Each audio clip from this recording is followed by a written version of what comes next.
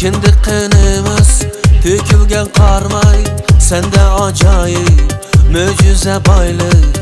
Ecdadımızın terisingen qarmay, bugünkü künde şuncha nurluqsan. Osmaningda biz parvoz qilib qarmay, urg'ib turidik sana iftixor. Güzel makamsan, pakize qarmay. Kechem gündüz işlaymiz sana, sen üçün armay. Meyli baharda, meyli tumuzda, bağrınga qanmay.